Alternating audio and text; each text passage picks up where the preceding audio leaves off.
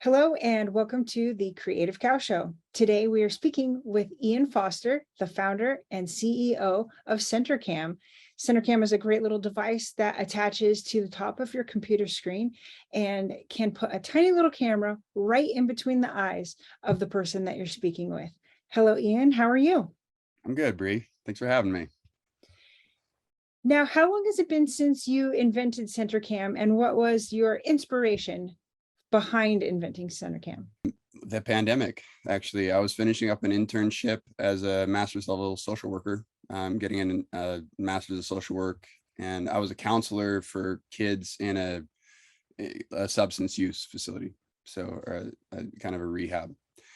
And the pandemic hit, and all of a sudden we switched to remote, and the tech sucked. And I was trying to have like personal conversations with kids about some pretty heavy issues, and we didn't know where to look, and that rapport that we had built up kind of fizzled. And so the question was, well, what can make this suck less, and how can we, more importantly, how can we maintain at least a certain amount of rapport when we switch to video work for certain conversations? And I was in a therapeutic environment, and so I just looked at it like, well, what could make it better? And my thought was, well, what if there was a really small camera in the middle of the screen? What would that do for eye contact? And my thought was, well, I think that would improve it. And so I mean, I don't come from technology. I use technology, but that's not really my background. My background is more in, engineering, I guess, and psychology, which is a weird mix. But anyway, so I sourced the smallest USB enabled camera that I could find, and it was totally wrong, but it was kind of right. It was right enough to keep on going down the rabbit hole of development. And that was in March of 2020. Like, so it really was a pandemic, impetus kind of a project. And anyway, it took us all of 2020 to figure it out. And January of 2021, we launched the Kickstarter initially. Necessity is definitely the mother of invention. Amen.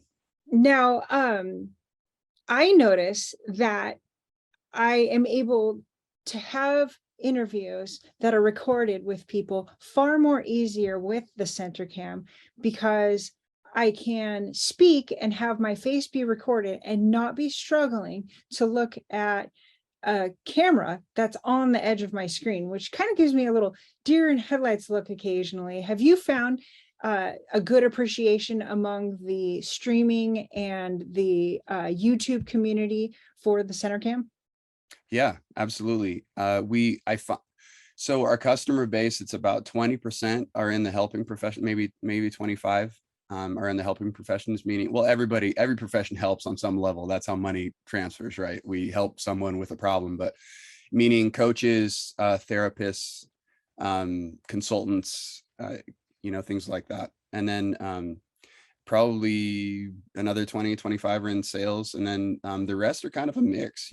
Content creators are to your question, are a major, I guess, category of our customers. And yeah, I mean, live performances, we have a magician that helped us with one of our marketing videos, and it was really cool just because he could all of a sudden see the audience that he was participating with while he's doing his magic tricks. And he had to kind of learn how to like frame them differently, with his hands way up here. That's why I'm doing this awkward hand thing. Like, he had to learn how to do his magic tricks a little bit higher than he was normally going to do. But yeah, for streaming, for live performances, we have a number of customers that are using it that way.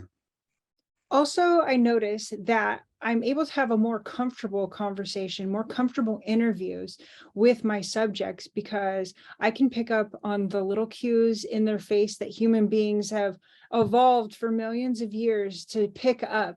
What do you know anything about the science, the psychology behind being able to keep eye contact with the person that you're speaking to, especially over the internet, over a webcam? Yeah, well, my background is in psychology. I have a master's in social work, but I don't think that kind of education is necessary to understand it. I mean, pretty much all of us know that there's a statistic. It says 90% of our communication happens non-verbally as humans.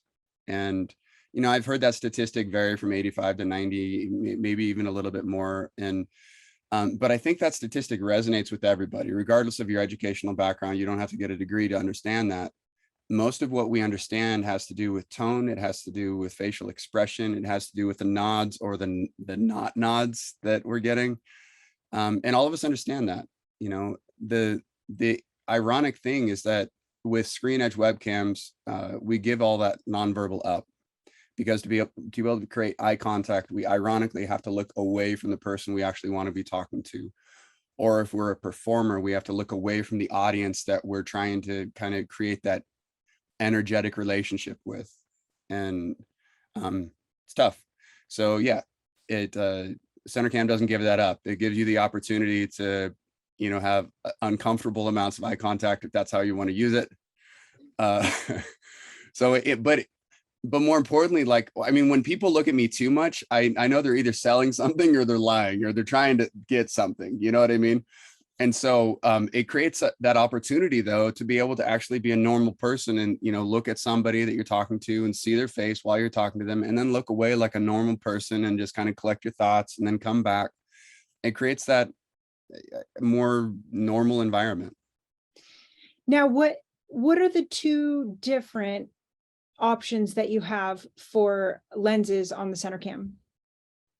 Right now we have a 52-degree, that's horizontal field of view. So it's pretty narrow. It's almost a telephoto lens. It's going to be, all head. And we found a lot of content creators that are maybe a little bit back from the camera.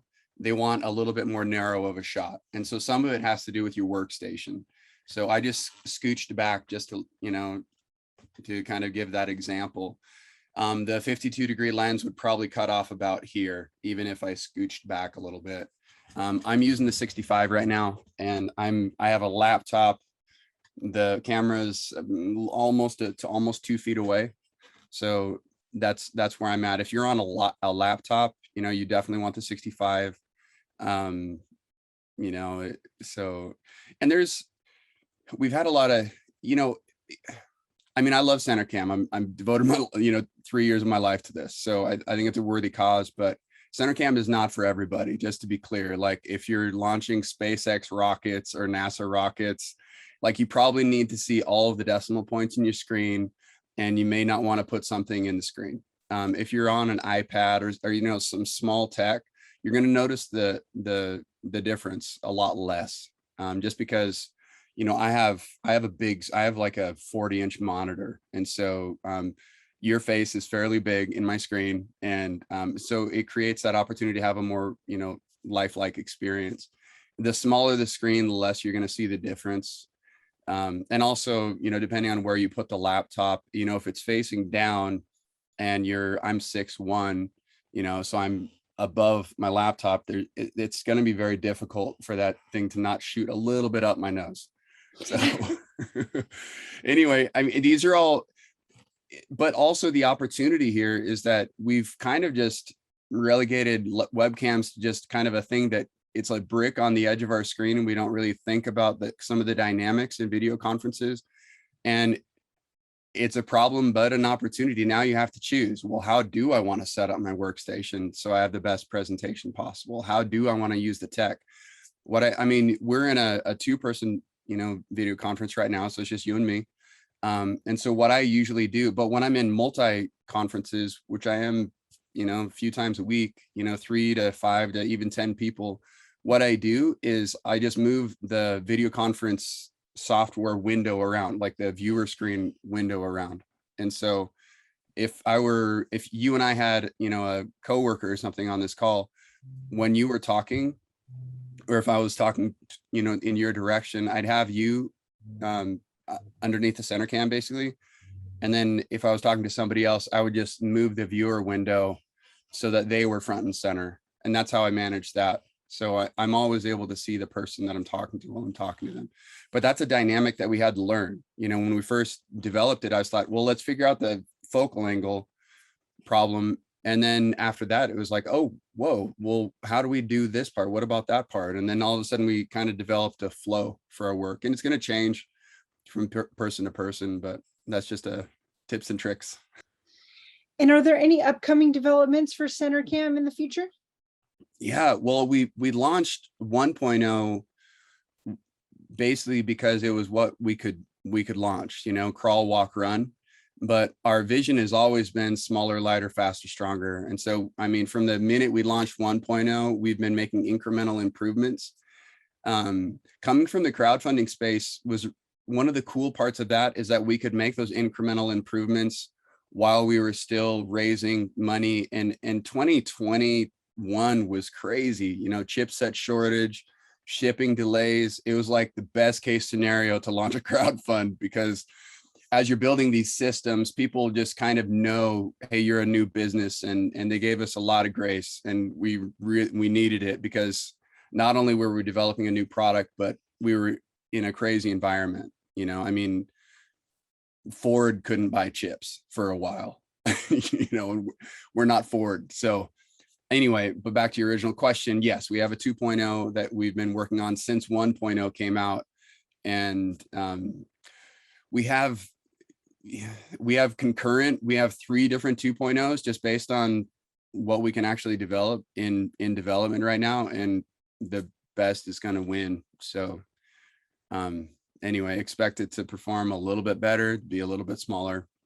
Well, thank you, Ian. It has been very great to meet you. I want to thank you for inventing this wonderful little device that can allow me to have a comfortable conversation with my subject.